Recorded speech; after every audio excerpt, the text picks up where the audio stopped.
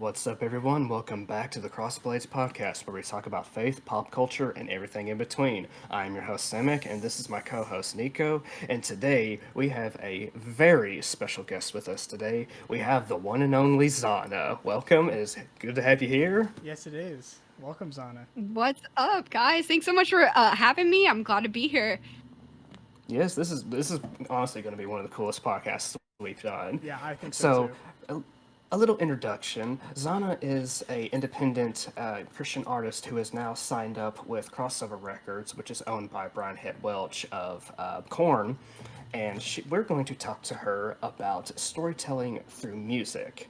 Because if you look back in history, many of songs that were sung around campfires around audiences were stories, like a lot of the old epics, legends, and tales, stuff like Beowulf, the Odyssey, and many of the myths and mythologies and religious texts of their time, including some biblical texts, Hmm. were all done through song. So it's nothing new that storytelling is told through song, but today we want to talk more about modern storytelling. So Zana here is kind of a masterclass in this. Her music videos and her songs are riddled with rich storytelling. So, why don't you talk a little bit about that? Yeah, so definitely I love stories. I started in theater, actually musical theater, and that kind of gave me the training ground and the taste for live performance. But it was always so amazing to like disappear into a character or be able to do like a new way of storytelling classic things. So even as a child, I was like cast as like these roles in these Broadway musicals for children that my school would put on, and it was just every year I just kept getting a bigger role until the last year I got like the biggest role. I was the ugly duckling, and I had to sing and put a lot of emotion in my face, and I was like a 10-year-old over here singing, and definitely too scared to sing like stylistically as I do now. But I was hitting notes, and I was just in these costumes all the time. I would see how they would make the set for these productions, and they were like big deals in our neighborhood. The school had money for it. Every year they'd throw on these huge productions with the children doing this play. And so I remember I had like a coach teacher, and she really poured extra tender love and care to me. She would take me to drama camp. She would pick me up and drop me off, talk to my parents, and be like, no, she has to do this. And I want her to even join like the more advanced class and stuff. And it was like really awesome to have a mentor like that, but she wasn't nice sometimes, and I really think that made me better a lot. Being a vocal coach now, I'm like, dude, I'm not doing my students any favors by being too nice. So definitely the way I coach is a lot of what she gave me as well. And just in singing, there is so much connection with emotion. Your body literally moves differently when you're emotional, and your muscles change a little bit. So when you're adding emotion, it actually makes singing easier. So it has just become intertwined. Of course, that still doesn't mean that you write a good song. So, the process starts from the studio and from that one raw feeling of emotion. And I think that storytelling in music probably is easier for visual learners, just because I'm a visual learner and I see colors attached to music. I see the shapes of the vowels like differently. Yeah, I don't know. But I think that singing is like a pyramid. Like you need the emotion, the mentality, and then the physical strength. And it's literally all of those sensations and those layers of your body working together. So your mind, your body, and your brain, and your emotions are all literally coordinating to be able to do something. So telling stories within music, you're totally right, Simon. Like you were mentioning the Odyssey, and like those are some of my favorite books. I was so interested in English class and the epics in school, and math and everything. It's funny, like in music, it's very like math too. But for me, I always gravitated to the rich like language that they use in these stories, and Shakespeare and like all that good stuff. So I love classic literature, and studying that stuff helped you realize more about like literary tools, like metaphors or alliteration or rhyming schemes. And so it just all builds up into this beautiful way to make music. But for me, I think like writing music starts with just a raw feeling. It starts with my own story in my own life. I just kind of write based off the things I'm feeling in my life. And it's not as easy to make visual representations of your life. So you have to kind of make these metaphors and these fake stories to like tell maybe subtly like what's going on in your life. And definitely for me, when it comes to the visuals of the music video, there is a lot I take into consideration. And so, yeah, you'll watch my videos and they'll be like totally different universes and worlds, and color is really important. And so, yeah, I think that it's all kind of a big ball. Sometimes it starts with a feeling, sometimes it starts with a visual, sometimes a song is born just by hearing a melody that like sounds a certain way that evokes an emotion. So, yeah, you really can't separate it at all. It's all kind of together. I actually had a question Oh for yeah, you. most Is definitely. that with the whole thing with the colors that you mentioned and everything? Is that why you did the kind of eerie green, that kind of look for Piles of Pills? That music video? Is that one reason why? Yeah, yeah. Actually, it was my hairstylist. I was like, dude, just do whatever you want. Like, tell me what I should do for my hair. And she was like, you should do yellow, orange, and green. And I'm like, that's kind of interesting. That might be look like pretty wicked actually for like dreadlocks and like the rock world. And then it just reminded me of how toxic I feel after I take medications every day. And I'm just like, oh, this is perfect. So yeah, the color is definitely there. It's the slimy, gross feeling I get after I take medications every 12 hours. The funny thing Yeah. is, I wasn't referring to your hairstyle. I was referring to like the green kind of like atmosphere in the music The video. color grading. Yeah, the color grading. Oh yeah, yeah. So in Better Run, I did a lot of green too, and it was just like definitely the world felt like I was in the Matrix at the time because it was like during the pandemic, and there's Yeah. like all these authoritarian things happening and bullying, and you're just like, this isn't real. And so yeah, I Take the blue loved pill that and take the red green. pill. It's just like, yeah, I felt like a dream. It was so unreal. But yeah, the green was just like something that was catching your eye. It was extreme. It's high contrast, Mm-hmm. and I really used that to use for like getting attention for the song, and burning those colors into people's minds, because now let's be honest, like it's not just music anymore. You are creating an experience as a musician, as an artist. Like you're creating visuals, music, and then you're performing it. So yeah, I think that not everybody is a artist. They may be a singer but not an artist. Mm-hmm. And that's what I love the most about this job, is I get to just do whatever. It It's a must feel blank world. yeah, it must feel really good because if you didn't know, I was actually the one who introduced Samek to you. I found you on Spotify. Really? Yeah, I introduced him to you. When was it? Like 2 years ago? So, so essentially, my oldest brother actually has the album Red for War. Oh, I was nice. wanting to listen to it, but it got like buried in his pile of other CDs. So I was just like, "Oh, where is it? Oh, okay." Well, then, so he's one of those music nerds, and he just sends me like song after song after song after song. Honestly, I've forgotten half of what he has sent me, but he sent me "Stronger Than Death," and I'm like, "Wait a minute, I think I know this person," and Yeah. I started just kind of listening to that one. Better Run is what really kind of hooked me Mm-hmm. because I was listening to Memphis Mayfire. And he was like, "Hey, you know the song Your Turn? This one's kind of similar." So he sent me Yeah. that one, and I saw the music video, and I'm just like, "Oh yeah!" And so I just Dude, that started music listening to video was all. crazy. Yeah, like I literally pitched like three different ideas, and all of them were like, all the stories were like based around like justice and like, you being found out if you're doing like bad stuff.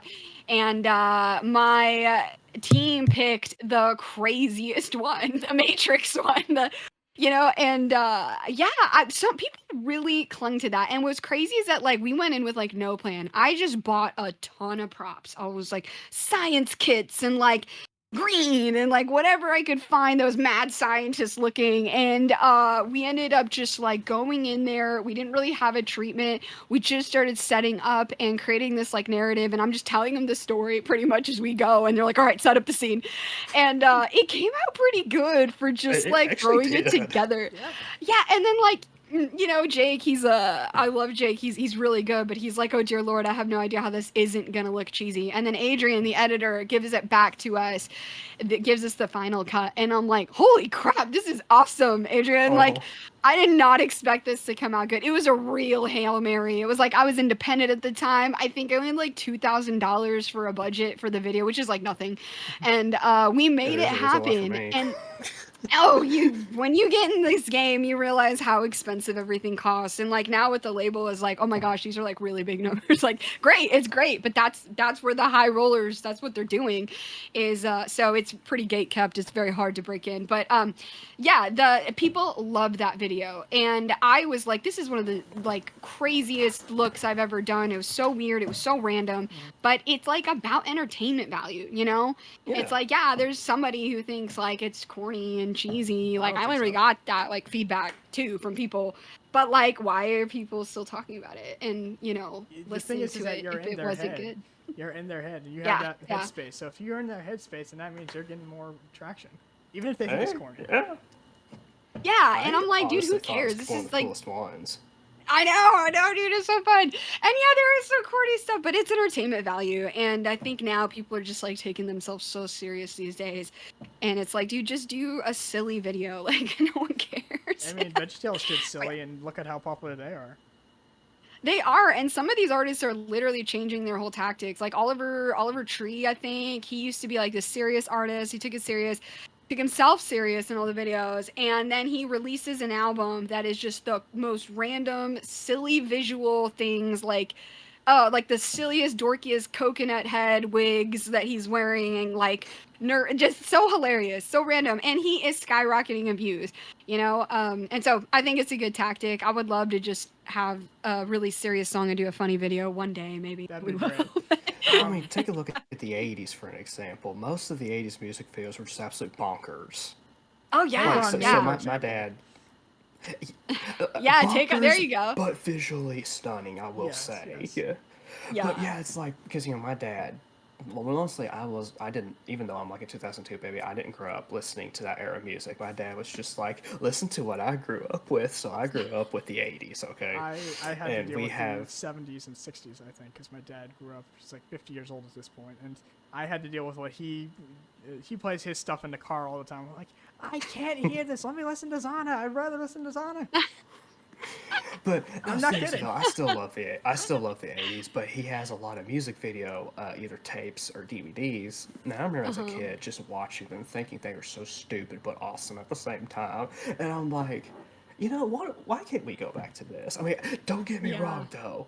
I absolutely adore the like rich, like messaging and the symbolism that you put in yours. But at the same time, you're right. It's like sometimes just have a little bit of fun. Yeah. Even Yeah. throughout the goofiness, there can still be a story told. Yeah. For sure. For sure. Yeah. And it's like, it's hard to build like a universe, Like right now there's like technically a Zonoverse. There's so much I wanted to do with it. Like endless things I could have done with it. It's just that you don't just get music video budget though, It's like, and then things that you want to do are, I mean, I'm sure you guys know because I think you're writing a book, right? Or a comic. Is that right, Sonic? I was going to write a comic book, but then when I realized how long and expensive it would take, I'm just go and I told you, my brother and I published a short story through Veritas Entertainment, and when we did that, I was like, oh wait a minute, I am good at prose, so I've just been turning it Yeah. into a novel series, but I still do put illustrations in there because I love art. I love art. I know, me On too, the dude. flip, That's what's been taking mine so long. I have it like written, but it's like I have my drawer Kathy, but like it's not as simple because you need to do the panels.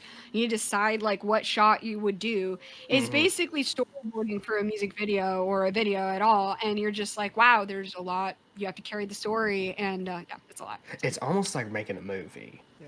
it is, yeah, yeah. That's So why yeah, mine it is taking is. so long. It is I myself, like I was gonna say, oh, go ahead. yeah, I myself am working with one of my best friends. He's not Steven, he's another best friend of mine. Because, anyways, I'm working with my best friend to make a video game I'm just kidding. called Kriru, and it's a platformer and also a visual novel, and I'm the co-writer for it. Nice. Yeah.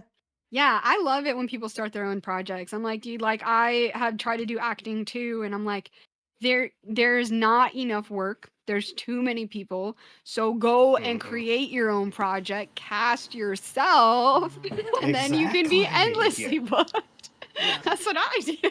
I wanted to move into questions more about the songs and their meetings and their stories, because that's the Sure. whole point Oh, yeah, of sure, yeah. this episode is storytelling through music.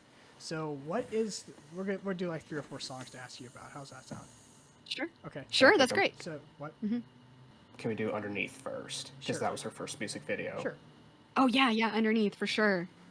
So For yeah, sure. that one Yeah, was so very underneath. interesting. Like the black ink and all that stuff. That was wild.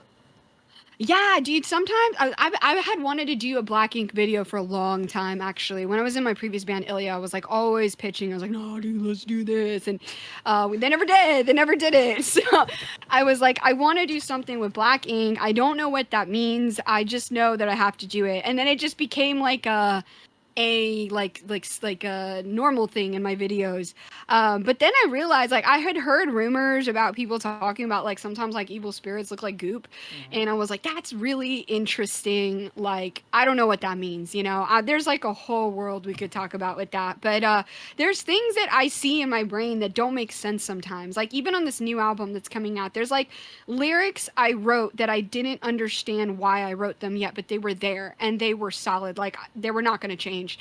Like nobody was asking for them to change. I'm like, well, I don't know what this means yet, but I'm gonna just do it. And then later something happens in my life where like I get revelation spiritually, and I'm like, that's why that's there. That's what this means, you know. So happens a lot. I don't know what that is. I don't know if it's like just like, I mean, I think all believers have like the gift of prophecy somehow. Like I do.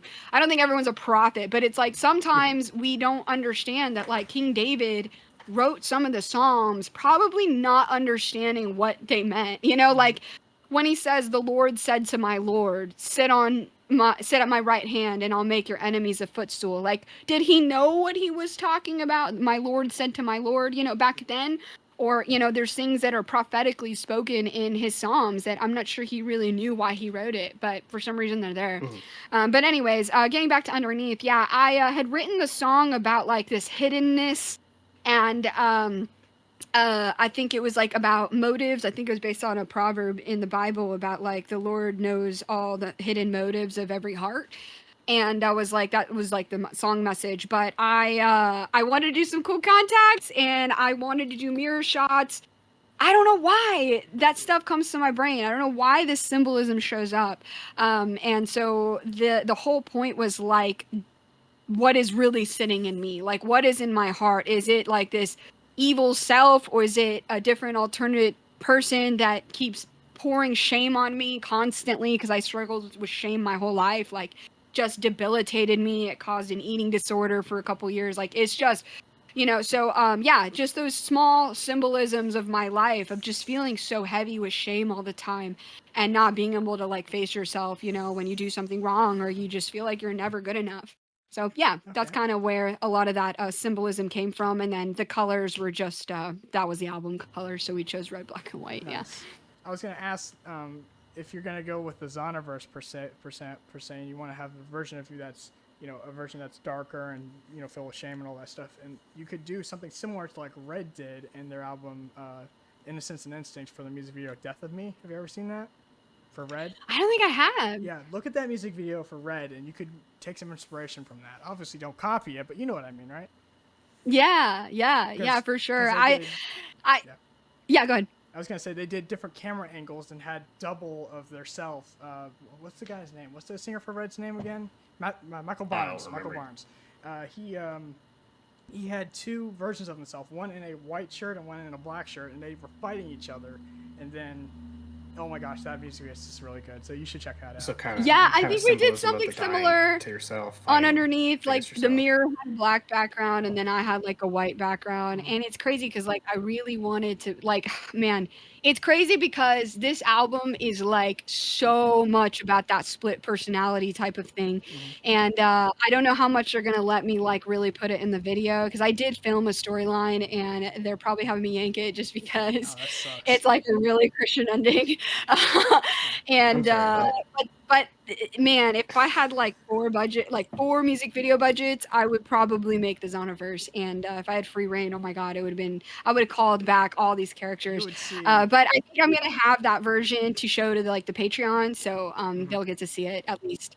But yeah, it's, I don't know why I keep coming back to this theme, but yeah, that's pretty much Underneath, and that I'm like stumbling over words because I don't know how much I can say, but it's like that entity and underneath, she's still there. She is still alive in the Zahnaverse. She's just biding her time. She hasn't escaped yet out of the mirror. But awesome. man, I was gonna really develop her story like this album. I don't know if they're gonna like. That would be so cool because You're that already was. cut Yeah. off for a second there, but it's okay. That's fine. Oh, sorry. That would Yeah. be so cool if the label let you. Let me talk to them. I'll convince them. No, I know. Go ring them up and ask it.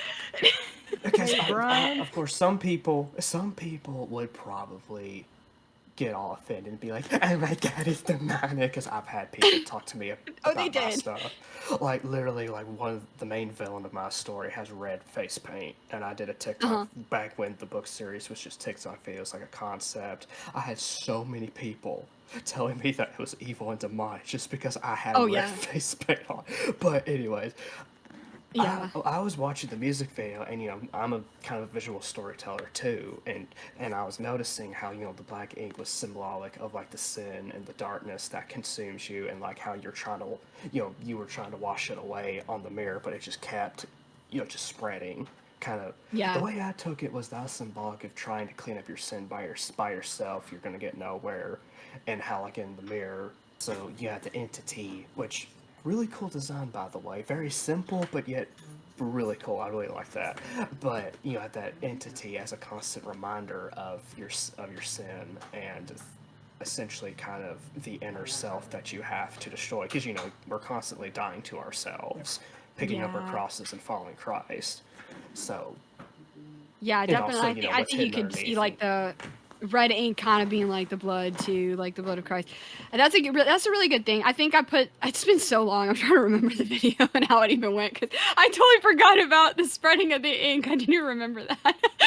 It's been a long time. I need to go back and watch it. But yeah, that's definitely true. Again, sometimes I do things and I don't know why until later. I'm like, oh, that's why I did it. And there's the symbolism. That's the reason. Or it could have been the director telling me to do that. I can't remember, to be honest. But the black ink has kind of been a motif as well. It's like definitely like the venom of the Marvel universe. It's like always finding its way. It's definitely a bad sign. If you see it in the video, that is not good. Someone's telling you that they're the villain. So definitely. If you know me, Samek knows this, but if you know me, I'm a huge fan of Venom. I've always loved Venom. Oh, he loves Venom. He loves Venom. Yeah. Oh, I love Venom. He's such a cool character. Yeah. And I'm like, going back to what you said about people saying things aren't Christian. I'm like, just because you don't see dark things, it doesn't mean they're not there. Like you can say everything's demonic or something's demonic, but the truth is those realities do exist, and us showing them in art doesn't mean we're agreeing with them. No. But people are like Oh, my so shirt's black, surface it's demonic. level. I know, they're like, I have skulls on my, like, a lot of skull t-shirts on my merch line, and people are like, just be careful with that. Like, why do you always promote death? And I'm like, a skull is literally in your head, man. Like, it is made by God. It's not like evil, but I think people would just find anything. And like, it's sad to me that like the Christian like state of the world, like, and I love the church. I don't want to ever talk bad about the church, but it's like we are so obsessed with like calling out darkness around us. We are obsessed with doing it and not doing it in ourselves, okay? And like I am speaking because the Lord corrected me on this. Like before I wrote this last album that isn't out, it's like I told him, I was like, I'm gonna write an album about ending the evil in this world. And I kid you not, he literally in my brain, like it kind of freaked me out because I don't hear him that often. I'm not gonna lie to you, like it's random when he wants to talk to me, but he was like in my head immediately was the thought, but can you rid yourself of evil? And I was like, I got like a little upset. I was like, well, yeah, I kind of need to work on that first, and it was a huge reality. And after that, all this stuff in my life like exploded, and I was like, oh my gosh, I really need to like write an album about this. So a lot of like this next album I'm about to release is really vulnerable. It's very honest. It's like talks about anger and malice and rage, and there are no redemptive points in the song. So I know the Christian people are gonna come after me. I know it. I have a song called Dominate that is literally from the perspective of the demon in the mirror, and it's it says I'm not holy. It says that, and people are going to come back because they're just going to take that part. They're not going to listen to the whole lyrics. They're going to quickly understand I'm not glorifying it. It's a character in the album that talks like this, and so yeah, it's I'm ready for it, but you just got to know who you're making the art for, and if your art isn't rising, then is it really making an impact? Yeah. Exactly. Like, I mean, I do agree that we do need to be careful with the things we consume because there are obvious demonic things out there, especially nowadays. But what I find interesting is, like you were saying, it's like the church is so hyper focused on calling out the evil in the world. I'm like, okay, but you're not calling out the evil, one, within yourselves, but two, within the church in of itself. Because gossip is running free in the church, but they don't ever seem to care about that. And there's so many problems, and it's like, and instead of calling out problems, yes, we do need to stand firm in truth and in what the Bible calls us to believe. But how many people are you adding to the kingdom of God? It's like they're too busy pointing inspecting the speck in your brother's eye instead of pulling the log out of their own eye, instead of doing the actual mission, which is go out into the corners of the earth and spread the gospel. 100, dude. And it's like, let's take the example of the Newsboys, where all that scandal just came out about their lead singer, and all the sexual abuse allegations and, the drinking or whatever, it's like, oh, Newsboys was headlining every Christian festival every year, and it looks squeaky clean on the outside. And on the inside, it looked like that, and it's just, and you just, and I am super supportive. Like, people may not like me saying this either, but it's like the reactions of people was wild because you had people being like, I'm gonna be careful how I say this. People that were like, yeah, Newsboys, down with the Newsboys, down with Tate, down with the false teachers. And you had other people being like, well, I hope Michael Tate repents. And I hope, and like, honestly, the reaction should have been, hey, wow, Newsboys isn't squeaky clean like we thought. We're talking trash about all these rock artists who aren't even remotely doing that in their band. We don't really know, but a lot of my friends are not doing that stuff, and we don't look squeaky clean on the outside, okay? But also, you should want Michael Tate to repent and be restored. Like, yes, there is pain for the victims, but it's like, if you are truly a Christian, you will also want to see Michael Tate repented and restored, and it's like, people get mad when you say that about Michael Tate because they want him to be the villain. Yeah, it's not right either. On the flip side of that, I also saw a lot of people that were so quick to defend him, and like, because he made a public apology, and I'm like, God knows his heart, and people just wanted to be like, oh, he apologized, everything's fine, and I'm like, oh yeah, that doesn't work. No, yes, I want him to repent, I want him to turn back to Christ, but at the same time, God is a just God, and he, let's just be honest, committed atrocities, and he should, by law, be prosecuted for that and suffer the consequences. I'm not saying, death to Tate. I'm just saying it's like, it's a double-sided coin. It's a double-sided coin. There needs to be justice, but we also need to walk in forgiveness. Yeah, and I think that people are just like slamming the door. They just think that it has to be like, dude, like one or the other. Like, you're on the victim's side or Tate's side. And it's like, well, I think everybody learned a valuable lesson here. Like, stop giving celebrity worship to Christian artists. Just stop doing it. Or any artist, any man on this planet, stop idolizing man. Period. Exactly. Okay, because you're always going to be disappointed every time. And you're not following people. You're following Christ. So it's like, like, it's just all the people with church hurt, like all this stuff. It's like, I understand I've been through abusive situations in church. It has never changed my mind, okay, to stop following Christ. Ever. And it's like, if you are looking at that, then there's either something in your lifestyle that you're not admitting that the Bible is saying is wrong, and you're going against that, and either you're mad that people are telling you that in church, or, maybe it's a leadership issue. Maybe it is. But, I just think that's like, man, I can't stand both sides sometimes. I'm like, these Christian people, I love them, but I've demonic too.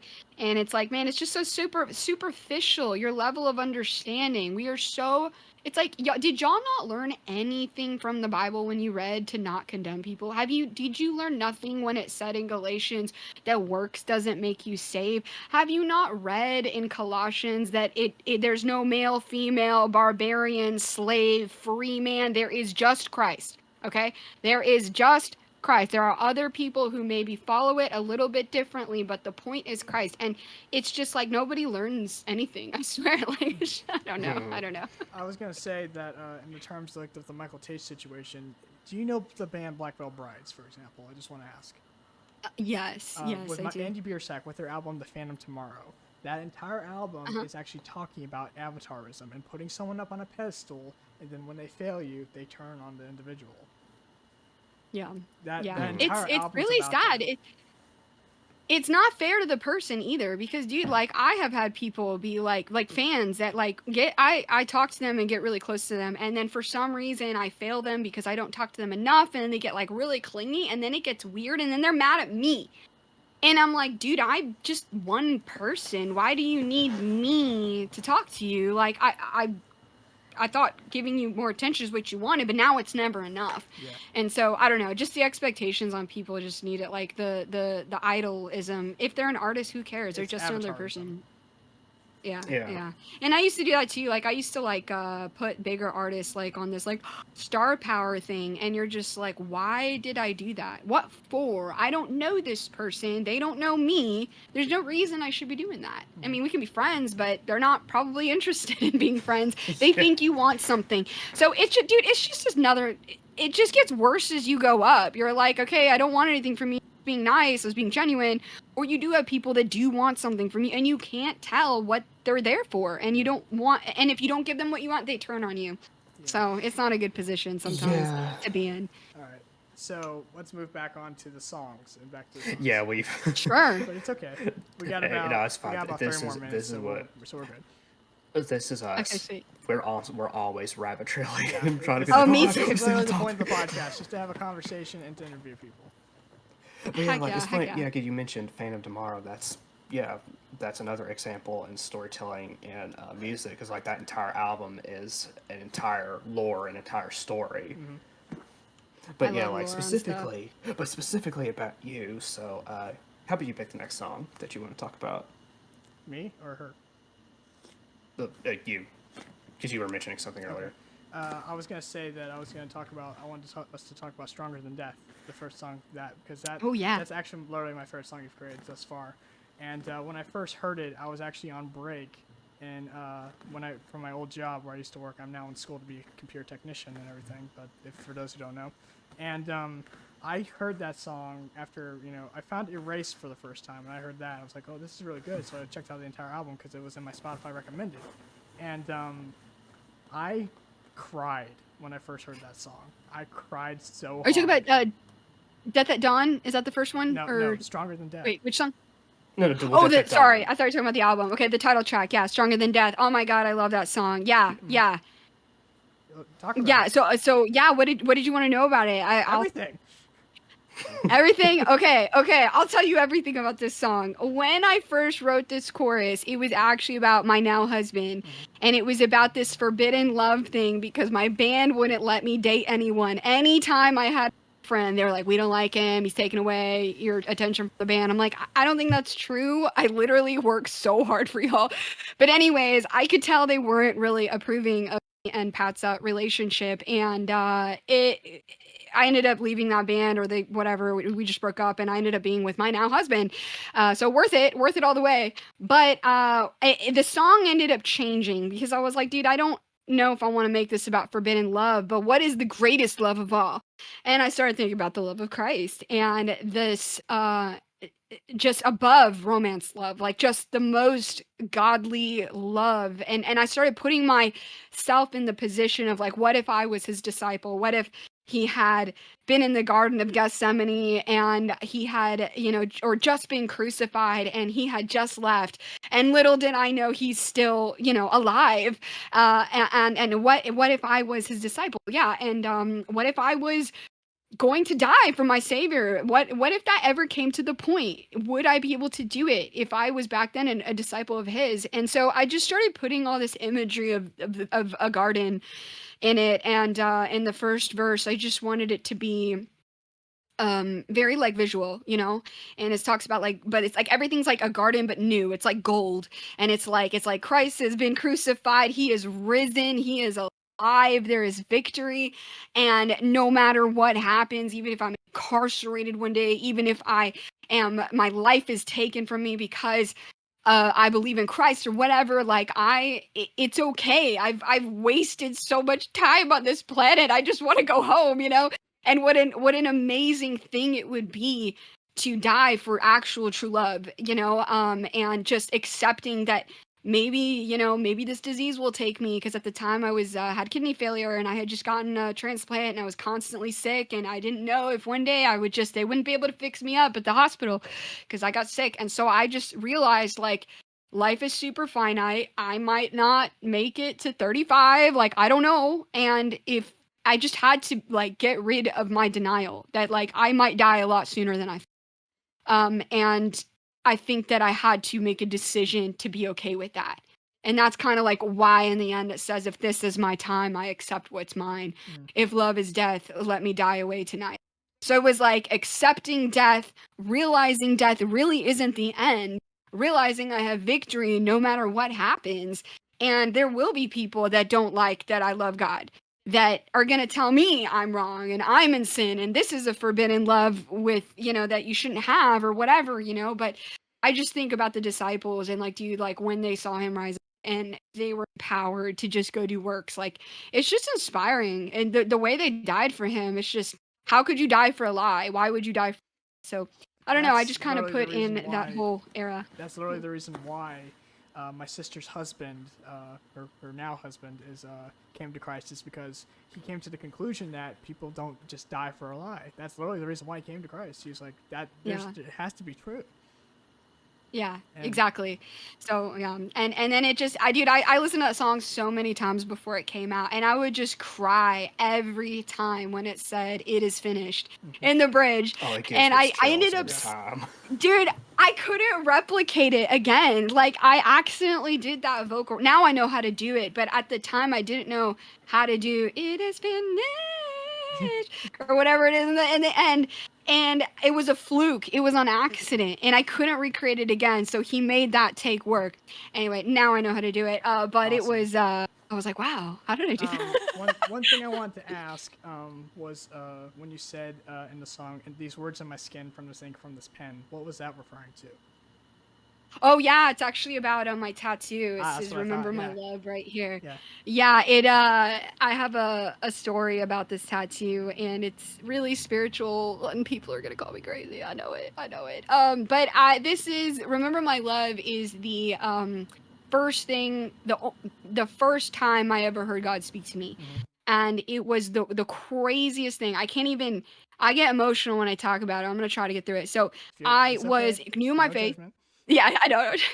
Try not to cry. No judgment Uh, here. I used to cry every time I told the story. But I was kind of a new Christian. I was really seeking the Lord, reading my Bible like every day, 3 times a day. I was like, Lord, I just want to see you. Just let me see you. I know you're there. Like, I want an experience with you. I want to know that you know my name. So I would do that for weeks. I was like fasting and praying. I like didn't hear his voice. I didn't know how yet. And I went to church really discouraged. I think it was like in high school, and I was really discouraged. I was like, I don't think God hears me. I don't know, dude. I don't know if this is real.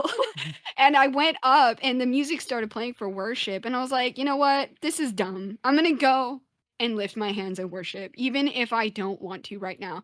And I went up to the front, and as soon as I lifted my hands, I was it's so hard to explain. It was like I was surrounded in like a presence. I didn't know, I couldn't see the person, but I felt it in the air. I felt it around me, and it was the most beautiful presence I've ever experienced. And like all I can describe it as is like it's like as if the most like majestic king that was loving but like a little scary because like he was just so powerful, and like Righteous. Righteous is the only word that like comes close. It was like he was full of righteousness and love. And I heard the words "remember my love" in my heart, like someone was writing it in my heart. Like it was a feeling that I could not deny, that I knew God spoke to me. And it was like a telepathic message. I couldn't see with my eyes, but I sensed and felt something different in the air. And I've never felt it since. And "remember my love," I think trying to tell me was he was referring me to the earlier summer where I was at like a teen camp, and I was still learning how to hear his voice. I didn't know really. I felt he was telling me in worship when everybody was like crying in worship. He was just so heavy, the presence. And I felt like he told me like if like that the love in that room was just a drop in the bucket of what it really was, of how much he loved everyone in that room and loved me. And I didn't really, I like kind of gaslit myself. I was like, well, I don't know if that was him. Maybe that was just like my imagination, you know? And like, and then he just shows up, dude, and tells me this. And so I know that every time feeling like unseen by God, I'm not hearing him. Like from that experience, which is why I tattooed it on myself, is like what he told me. Like, just remember my love. That's it. Stop doubting me. This is my voice. This is how I sound when I talk to you. So I'm getting teary eyed. I need to stop. But It's okay. yeah, it was incredible. So I put it in my song. That is wild. Yeah, when it is finished and when you say "remember my love," those two moments just kind of, you know how you get the cold chills that go up your spine. You're just like, oh. Yeah, I as know, said, and I would replay that section so many times. I was like, do it again, do it again. Yeah, and Yeah. the thing is that as I said, when I first heard that song, I cried myself, and in the break room of my of where I used to work, and I'm like, holy crap. I literally thought to myself, this artist knows what they're talking about. This artist is truly, of God and what they're doing. And I was just like floored. And that's when I think this was actually before I met Sam. Before I met him when I found you or whatever. I don't remember. No, we'd already been friends for a couple months. Oh, okay. But we weren't as close as we are today. Let's just say that. Yeah. But next song I was hoping. Yeah, I love the words before that too. It's like it's funny because like it says history rewritten, eternity with him. It never ends. The story relived. It is finished. So I think I think the moment of his crucifixion, like everything changed. Like the Bible says the veil was torn, even like things split, the earth split apart. Like everything changed. The story was rewritten. That God flipped the story like on humanity. Yep. In one act of love. And it's just like, man, we cannot forget that. We cannot forget that when we are taking the blood and the body in church and when we are consuming the Eucharist, like how important, in reality, your symbolism is letting Christ like cleanse you from within and partaking in the sacrifice that he was to take your punishment. So yeah, it's very momentum. It's a really very momentous, very big deal. And I don't know, I think we forget it sometimes. Yeah, but yeah, the rejoicing, I get that every time I listen to that song. Yeah, because like that kind of goes in kind of in part of the whole point of our podcast is exploring storytelling, and like we mentioned in episode 4, the importance of storytelling. Why? Because literally the entire history of our earth is a story. And if you look at the Bible specifically, it is literally the story of God and his bride. And Jesus on the cross was essentially, I guess you could say that would be like how closer to the end of let's use a film for example, closer to the end of the film when the protagonist finally wins victory. But many a times he has to do it through a sacrifice. Yeah. And essentially we're now living in, I guess you could say, we're now living in that time of resolution. Yes. And we're getting close to the sequel when Jesus comes back. But I know, and it's like, man, I think like stories are so important because like why would people want to erase, the history of the Bible? Why does the enemy want to attack Israel so much? Why does he want holy sites taken? Because if you erase the history, you erase the future. Okay? Exactly. And it's like, dude, you cannot take away the foundation of the Bible, which is literally in Jerusalem. You cannot take that away. If you do that, you just kill two religions. You kill Judaism and Christianity, you know? And so it's a really big deal. The war has always been there. Everybody's always had their sights on Israel, because if you can take those things away, you can rewrite the narrative and the story. And God is obviously never going to let it happen. No. It's by his hand. But yeah. Yeah, that kind of goes in par with also episode 4 of how one of the reasons why storytelling is so important is because, which is kind of also goes in hand with music. Music is very influential, one of the greatest forms of storytelling, especially in this modern age. And the story is essentially what shapes our beliefs, what shapes our way of thinking. And that's exactly how Adam and Eve fell to sin, was because Satan changed the story. Yeah. And told them exactly. a different version of it. And I've noticed, I mean, I think we've all noticed this push for straight up demonic agenda and depravity within music and music videos. And that's We can't one name of the any reasons. names, unfortunately, but you guys know who we're talking I'm about. not gonna. You know who you are, but that's one of the reasons why I do love your music videos, is because yes, you explore dark imagery, but yet through this dark imagery, you can see a storytelling. You can see redemption. You can even see warnings. Whereas you know most modern music videos, it's just like, hey, look, here's a pentagram, here's a devil, here's the spell, here's all this Crap. that we're trying to assault. We're kind of like SpongeBob. I'm going to assault your mind with subliminal messages. Yep, there you go. Yeah, I don't think people realize, like, here's my take on it. I'm not in those echelons yet of the giant stars that just all turn demonic randomly. But it's like, I think a lot of people don't really realize what they're doing, because they don't believe in the spiritual realm, really. I think it's like a joke to them, you know? But for the people up in the big levels, I feel like they do it on purpose. Like, they want the shock and awe. Oh, they do. They want to provoke Christians. They want to have, uprisings from Christians. They literally laugh at us every time we do this, you know? And it's like, you can't really judge the world, because the world, even Paul says he doesn't even judge the world in the scriptures. He just judges who's in the church and who has decided to walk with God.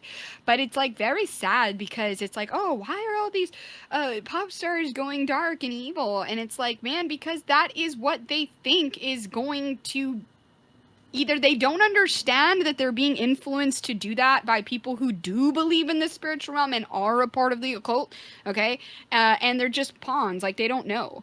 And I can tell you for a fact, like, a lot of times artists don't have control over some things in what they do, depending on who they're signed with or what they agreed to in their contracts.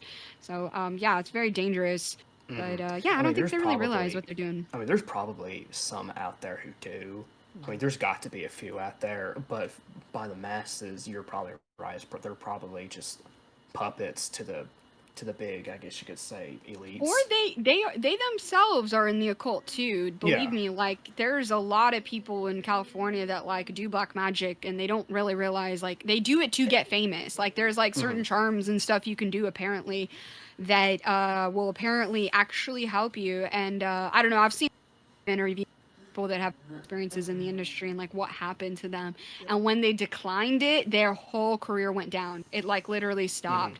But like, obviously that's better than losing your soul, so I mean, yeah, do it. It's better to lose the world and keep your soul than to gain the world and lose your soul. And many a times I've heard stories of these people approached with the exact same question, well, the exact same offer that Satan gave to Jesus, worship me and I will give you all this. Yeah. So that's it probably seems to be a lot. like, sometimes I wonder if like the beast is just the system, the system of the world that forces you to do these things, to go farther, and I remember being really, really, really obsessed with getting to the top, and like all it did was make me absolutely miserable. It made me not creative, and it just made me worry all the time. And I'm really glad that like I had the years off before Stronger Than Death came out, because I went through like the fire of like all your dreams dying, and then all of a sudden they all come back. Or like everything you've ever dreamed and loved, and you're like questioning like what you don't trust yourself. You're like, everything I prayed for is now killing me. Everything I wanted. And I'm like, wow, I really need to like let go of this control that I have. So it was a really good lesson. I'm really glad I'm so glad I'm free now from people's like approval. I used to be so bound by what people thought about me. And the Lord has taken me through a really big ringer to kill that now, because I feel so much happier. So yeah. Yeah. But yeah, I don't know if you guys wanted to keep talking about Stronger Than Death. I think in the lyric video, it's like a neon garden twist. But I loved that video. We got to That was release it pretty on cool. Easter weekend too, and it was just so special. So I'm hoping yeah, at I some love that point song. to have Stronger Than Death. Probably this year's Easter, I'm going to have it done at the beginning of our church service because we have a song, like a worship song, just to get people ready that they don't sing or anything, just they listen to and hear on the screen. And if that's okay with you, I'd like to like download Oh, the of music course. video and from YouTube and put it Yeah. in the slideshow. Heck yeah, man. Yeah, no, spread it around, spread it everywhere for Oh sure. yeah, spread everywhere. We're trying to get her. Yeah. We're trying to get her places. Yeah. Would we like to talk about one more song? Yeah, we'll do one more song. Yeah, And then, absolutely. Go we'll for wrap it. up. One more song, Awesome. and then I want to kind of talk a little bit more on exactly, briefly, how others can use their music for storytelling. Yeah. But Sure. so why don't we talk about your upcoming song? Sure. Yeah. When is this airing? I don't know how much I can share. We're We're gonna air after it releases. Yeah, Oh, doesn't it release perfect. Oh, yeah. October 31st? Absolutely. Then I'll talk about it for sure. Yeah. My new song. Yeah. Man, like it's kind of a part of the whole album. The whole album. I don't know if I can release the name of the album yet. But the whole album was really influenced by a couple different fictional stories. So one of them being Dante's Inferno, and the other one being Alice in Wonderland. Oh wow. And there's like one more. I was really influenced also by the video game Diablo 4. So Wow. Okay. I don't know. That like I don't know. That's all visual stuff. So but acid trips? No, I'm just kidding. there is a new song called The Archer, The Soldier, and I definitely was thinking about Diablo characters and visual time. Yeah, so the whole album it's kind of like theater play. It's like the beginning starts with hell and then it ends up being to heaven in the end, and just like this journey of going through hell pretty much. And a lot of the beginning songs are really about anger, the biggest things that I had to conquer to get out of the spiritual rut I was in, that was very dark. And so it's just anger is like the foothold, you know? And when you let anger in, everything changes. Like there's like I heard a quote that like said offense is the easiest weapon for the devil to get into your life. Offense, just being offended, being angry about something, you know. And I was never good at like telling people how I felt, so it would just sit forever, until you just can't handle it anymore. But yeah, the new song is it's very dark. It is released on the devil's birthday, and it's a diss song about the devil. And it's basically about that story. Yep. I really wanted to do a diss song because everybody does the diss songs against God. And I'm like, you guys are so lame. You're such losers. This is so boring at this point. And you won't write a song against the devil. You don't believe in him, but he's there. He's in you, man. So like, I'm ready to like.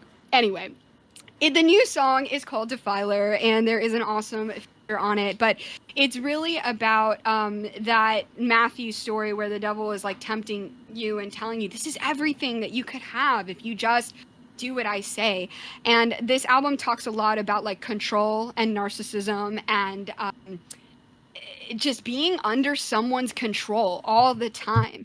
And so the new song is basically about rejecting that offer that the devil says, and just understanding that like anytime you come into agreement with something evil out of greed or idolatry for the world, it just makes you emptier. And the song is about like, where have I compromised that? Why am I in this spiritual situation? Why is my soul and my spirit so damaged? What did I do to allow him in? And the song is about being like, wow, how long have I been doing this? How long have I been giving you worship that I didn't realize I was giving you through the things that I thought, the darkness in my heart, and I was just letting the devil have a heyday in my life. just a playground for him, because my life was such a disaster for like a couple years, probably like 4 years. Yeah. Wow. And so yeah, it was a lot. Some of the darkest things I've ever been through, and they would not end. They just, I think for like, I went through like a 3-year depression before I released Stronger Than Death, and then another following probably like 2 years of depression after that. I'm sorry to hear that. But I'm so glad for it now. I'm glad for it now because this new album is really dark. Unfortunately, just a lot of true things that I felt at that time. But that song is the turning point in the album where you're just like, wow, this is the havoc that I have allowed darkness to have in my life. I did it. I allowed it in because I hung on to anger. And this is the point where I'm saying enough. Enough. I'm not doing this, even if I don't realize. I'm giving you worship saying I didn't mean to, I didn't realize, and I'm not going to do it anymore. Turning around and I'm saying no. And no is one of the most powerful things we can do. And a lot of that ties into my story of like wanting this approval in the music industry, wanting to impress big people so I could go up. And all it did was make me a worse person. It did. And so it's time to be honest. And that's what the new song is about. Yeah. Awesome. Sweet. So, you mentioned earlier, you were telling me and the other Patreon members this, but so you filmed a music video that was very narrative driven, but you also filmed another version, and so the label's going with the other version? Yeah, they're probably going to end up going with the other version. I think they're going to let me have the other like private members, but there was just some production issues with the narrative portion that we just couldn't execute right. And it's not that they didn't like it, it's that the project, because the other footage looks so sick, the other side storyline, it just didn't have enough money to make it what it needed to be. I still think it looks fantastic, honestly, but we're talking about really big levels of people and things. So, yeah, I think I'll just have that for like my personal use. But the other ones, I'm actually reshooting some parts coming up next week. By the time this is out, it will already be done. So we'll see what we end up with. But there's definitely gonna be 2 different versions of this videos that were made. So, yeah. Hey, just release both of them. Be like, here's a cinematic version, here's the storytelling version. Double the views, double the money, double the exposure. Dude, I'm hey, like, people in the 80s did it. I don't know. There's some new rules definitely I'm playing by this new label, and I'm learning so much. So I'm super grateful still. It's just different. I'm not used to it, but there are a lot of things I think that are going to be just fine. Yeah, I have one question also for you real quick. If you could collab with any music creator, who would that be? Like the most person you want to do with the most? I would love to do a song with Avril Lavigne if that's like the wild card. Like Avril Lavigne, I grew up on her songs were so good. Yeah. Her writing, oh my goodness. If she wrote her own songs, I'm not sure. I'm sure she co-wrote at least. But yeah, she is definitely a feature that I would just kill for. And then there's also another feature I would really want. He's named Taka. He is from the Japanese rock band called One OK Rock. I know them. And yes, I love them. One of my favorite bands. Yeah, I would love to get a feature by him. Do you know his little brother has his own band called My First Story? I did not. Yeah, I'll have to check that They out. sound so similar. Check out My First Story. My First Story. Okay, yeah, I will. Their best song, in my opinion, is called Let It Die. That song is chef's kiss. All right, you've got him I got homework now. now. Yeah. But all right, go. You let him do this. He could go for hours. Yeah, we could go for hours, but now we gotta wrap this up. You wanna? We're good. I mean. Okay, just wanna make sure. Okay, yeah, so bring up your thing you need to say. Which one? The point you wanted to make after this thing. Oh, yeah. Sorry, this is just how our podcasts go. Half the time we're like, what are we doing? You're good. No, you're fine. This is fun. But so essentially, you as an artist getting up there in the music world and as a storyteller, for other people that are aspiring to do the same, how would you advise them to explore storytelling not only within their lyrics but within their music videos? That's a good question. Man, there's just so many visions you could have. Like, it's a blank slate. Like, think outside the box. Go look at what people have already done. Maybe take some notes, but like try to make something new. It's hard because in reality, I've been training the child to do this. And there is like decades of work that I've already done that I can't just be like, oh yeah, someone else can easily do this, because it's like not really realistic. And then what I do is like I do like writing, acting, and directing. Not saying I'm like great at doing them all at once, but just find your own skill set. Like find really who you are, because being an artist means you're genuine. Like so if you want to be a new artist, just be different enough, but still look flattering. And um, unfortunately, there is a selling point in music that you still have to do. So Mm. that's kind of like where I'm at with my like my new music video. Like yes, there is stuff that I want to do, but they are selling it a certain way. So there's a lot of team talking, a lot of what's realistic, what looks good, and what's accessible to you. Yeah, you could think about all these different ideas you want to do, but they're not very accessible. Like you can't just do multiple explosions and visual effects. You don't have the money to do Unless that. you're running So an edgy. make it simple. Just make it simple. Sell it the way you need to, and be yourself as much as possible. But don't try to be a carbon copy of other people. Oh, yeah. Well, Something that I would add, which would be advice for any form of storytelling, to be honest, is something that you've done with your music is many a times the best way to tell a story is look within yourself and think, what is the story that I need to hear? And what is the story that I need to tell? Like instead of being like, oh, this is yeah, popular right now, many a times you just need to look at yourself and many a times just write for yourself. And a many a time, hundred. because that's what makes it very authentic, and then you will come up with honestly some amazing stuff, because that's how I got into writing. Was I wanted to write the stories that I wanted to read and see, and there were many times in my life where I was struggling with certain pinpoints, so I took that and kind of symbolized it and put it into characters or situations, and Mm-hmm. which is very similar to what you have done in the whole Stronger Than Death album, which is kind of reminiscent of the time when you were struggling with your kidney failure and the kidney transplant and the recovery process. Yeah, absolutely. Those are great points. But yeah, I think like also practicing like telling people stories could also like help your train of thought and communicating the story without writing. Like if you're good at expression and you can make voices, you can enter.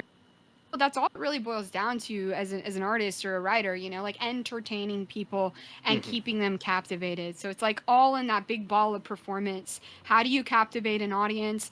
And how like knowledgeable are you about like voices? And can you imagine a whole person in a whole character? Like that's really in-depth stuff that you have to be able to do. Like I don't know if I could write a book, honestly, like of fictional characters, because I don't know if my imagination has that much depth, so it's not something I've ever tried. I'm more short story form, or the characters are already written. I just know the characters in my world, but I don't know if I could just write a story out of thin air. I'm not sure. Yeah. I think if you took some of those characters and give it a little bit of time, I think you could pull it off. The thing is, they're all based on me because I know me, but I don't know what a person Three would of my do. characters are based on me too. Several of Oh, mine are nice, too. nice. like Samek is the angel character. He's essentially the wandering outcast is what I felt like us, me as a Christian, but during that age of even where the church, I wasn't going to church, and he was the symbol of justice of this wandering warrior. That was one aspect. Uh, Another aspect was I literally thought, what would I be if I was absolutely insane? And I created one of the most Nice. evil characters ever. And I'm like, this is creepy. And then there's my personal favorite character, the vigilante character of like, it's like, what would I do if I was put in the worst situation possible, and how would I get out of it? But the key Those is, are good techniques. but the key of how I did it was, it's like you only base them off a certain attribute. Like Mm. Chara is essentially very similar to, like, I wrote him when I was a teenager, and that was some of the, I'm not going to go into it, but it was a very dark time, and I was very Mm-hmm. angry, very bitter. So he's an embodiment of rage. But Nice. he's not evil. He's still a good guy, but his methods are rather He's like the extreme, Punisher. I guess you could say. I see. Yes, he's pretty much think a Christian Punisher, essentially. Nice. But yeah, so he would probably get mad at Batman because he'd be like, I would have killed Joker on day one.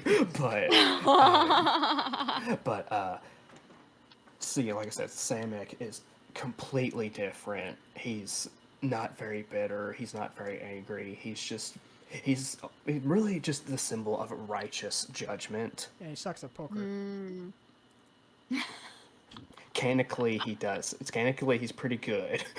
But anyways, and like I said, the other guy, I'm not even sure if I'm gonna use him. I still want to. I'm just trying to figure out when to put him. But I literally was just like, what would I look like if I literally just succumbed to darkness?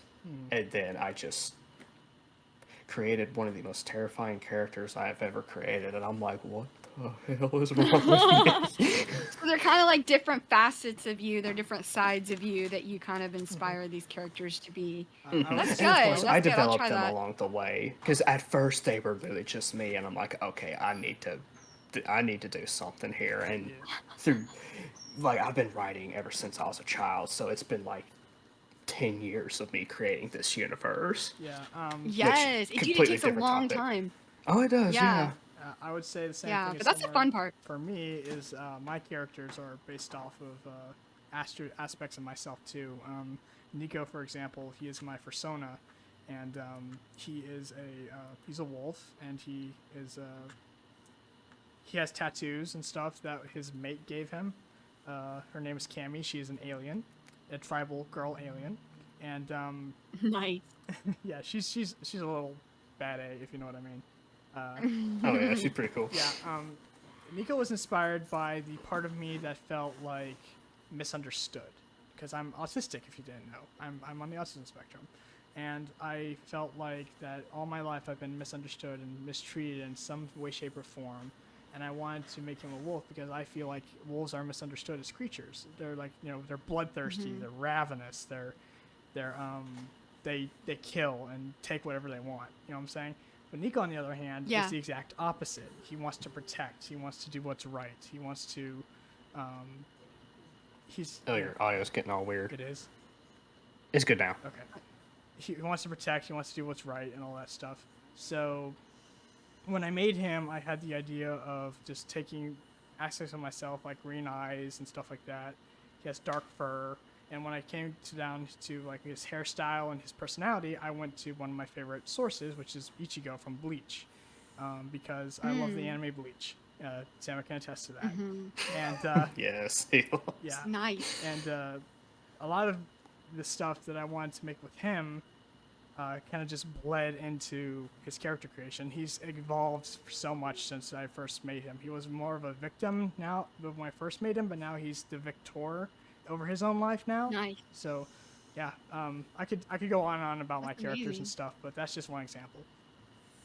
I love that. Yeah. This will air already by the time the song's out. But so you guys like the Better Green and Better Run, you know? Oh, yeah. And that's like, yeah. So like in this new video, in the old album art, you'll see.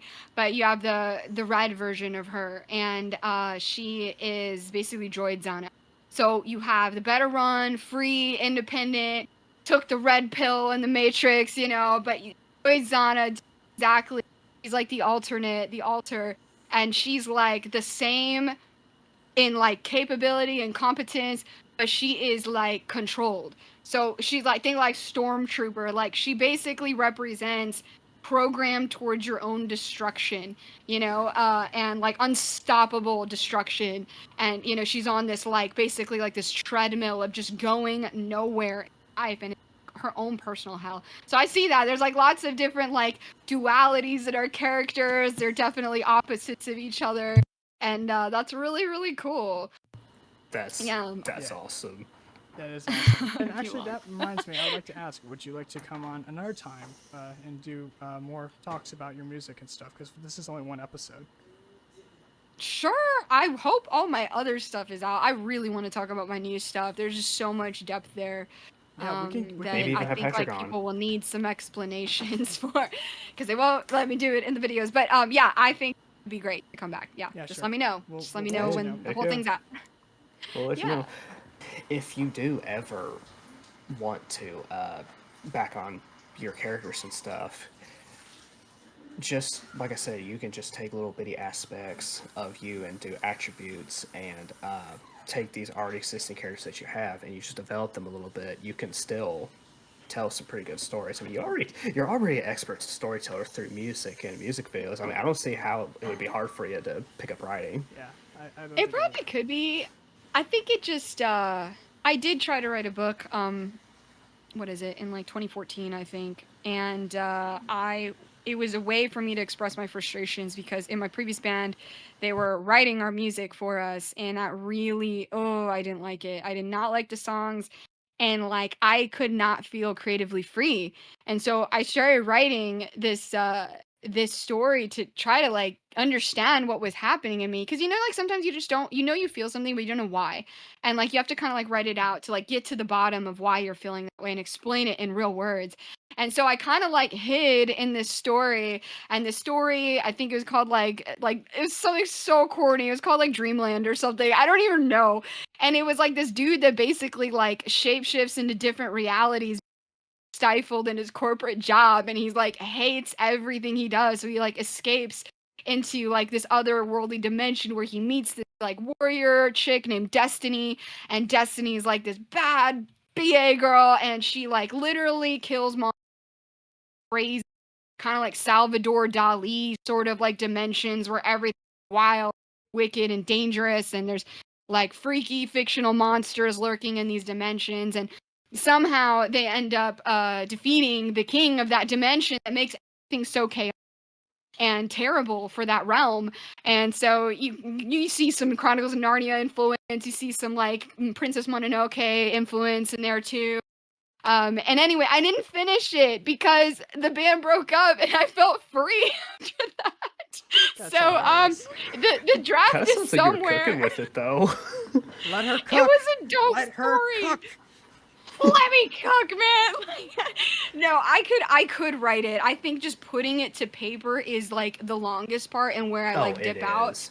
But if I sit there, if I was paid to write a book, absolutely, I would take it way more seriously. But as you guys know, in art, it's like you have and then hope the funding comes. And it's like when I have an album I'm already working so hard on, it's just probably not going to happen anytime soon because you're preoccupied with this really big budget project.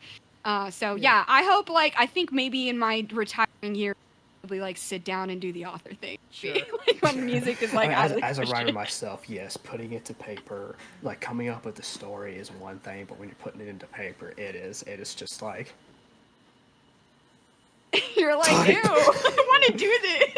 you're just staring at a screen for like 2 hours. You're like, man, do something. I don't even last 2 hours. I last 20 minutes. I'm like, well, that's enough for today. I'll do more tomorrow, and I never do. It's like this scene from the For Scratch Edition SpongeBob episode. It's like, time for a snack. Yeah, he writes the word "the" on his essay, right? And that's it. But yeah, no, dude, totally right.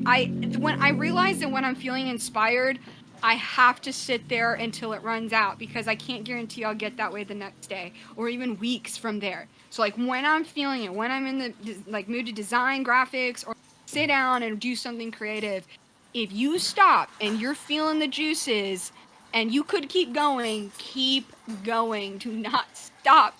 Don't even get a bowl of cereal to eat because after you eat you get sleepy and then you stop. So I'm telling you from experience. Oh, I know. Like I'll get into like there's one illustration that I did a couple like last month. I was literally up till like 3 a.m. in the morning because I did the sketch, I did the inking, and I did the digital coloring and all the lighting effects literally from start to finish. And I look at the clock, I'm like, oh, great job. I need to go to bed. Yeah, one time I wrote I used to be the drama acting director in a youth camp, and I had interns, and I wrote the skits for them and directed them and everything. And I wrote a skit literally overnight, all night. I was like, dude, I'm cooking. I can't stop. It was 5 a.m. and my roommates were getting up. And they're like, why are you up? And I was like, dude, I've been writing. I've been cooking this skit. Then I'm writing. And yeah, I skipped school that day because I fell asleep. Nice. But we did get it. We finished. Yeah, that's awesome. yeah, I used to be a drama camp director, and I was loved it. Oh my god, I got to write the skits, I got to do the auditions, the casting, and just coach acting. It was so fun. So I really missed that. And then the I was next year, I actually got placed in a different department. yeah, I was Yeah, a but it was really fun. I was a drama kid in high school, if you can believe that. I could actually Nice. believe They're all that. so funny in high school. When we had to do like a speech or some sort of like scene from a movie with a lot of dialogue, and so what I picked was the King and His Horse speech from Bleach, and oh my gosh, that was so much fun to do. Nice. Of course you did. Of course, it's Hollow Of course Ichigo you versus picked Bleach. Ichigo. It's great. Yeah, I was homeschooled, so I really didn't do like drama classes and stuff like that. But ever since I was a kid, I always loved acting. That was actually what got me into writing, was because I wanted to be TikTok? an actor. True, and when TikTok came around, I kind of used that as kind of an outlet of experimentation. That's where I came with a lot of my characters, Yeah. and they Yeah. bled into the story I'm writing right now. All right. Yeah. Yeah, once you play characters, you're like, okay, I can write one, right? Just I've played one, so I can do it. All right. I think this has been a great episode. Do you think we should wrap it up here?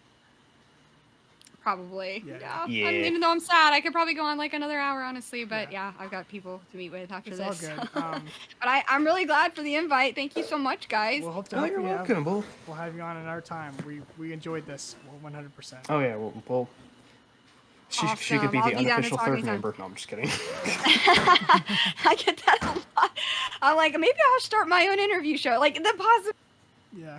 Like creating is endless. So Oh yeah. the thing is finishing it and doing it and this album, getting it done. We are so close, and it's gonna be worth it. So All right, awesome. I'm excited. So So when But should thank you we so much, expect guys. the album to come out? Probably spring of 2026. It keeps getting pushed Okay. back, and there's nothing I can do. So I'm sorry. It's gonna be next year. Well, you heard people looking. Her next album will be releasing next spring, and by the time we put this video out, her music video for her new single, Defiler, you said? Yes. Yes. So Defiler will be out by then. Will be out then. Wait, will the music video be out or just the song? When is this coming out? Right after October 31st. We'll probably post it on November 1st. Oh, music video will probably not be out yet. Yeah, not for Okay. like January. Well, my bad. You're still gonna have to wait till the music video, but the song I Defiler will got be out on YouTube, Spotify, everywhere you listen to, and she's got a goal of getting 100,000 listens, so that way it could be put on radio. yeah. Yeah, it might go to radio anyway, but I still want to build up that stream story for sure. So we'll see. So you heard it, people. Let's get her that 100,000 streams, so that way she can go places and she can Yeah. continue her storytelling Support and Zahna. keep spreading the gospel. Yes, we'll put her links down below, Yes, we so will. you go check her out. Her music is totally epic. It's got rock, melody, a little bit of metal, just kind of a mixture, just everything awesomeness. Yeah. Go check out her socials, and well, this has been fun. We'll see you Crossways next Podcast. time. Heck yeah. All right, guys. Thanks so much for having me. You're welcome. It's been a pleasure. Hold on. This has been the Crossplays Podcast, where we talk about bass, pop culture, and everything in between. I am Neeko, and this is Samek, and thanks for coming on this podcast, Zahna. It's been a pleasure. Thanks, guys. See you next time. See you guys. See you next time.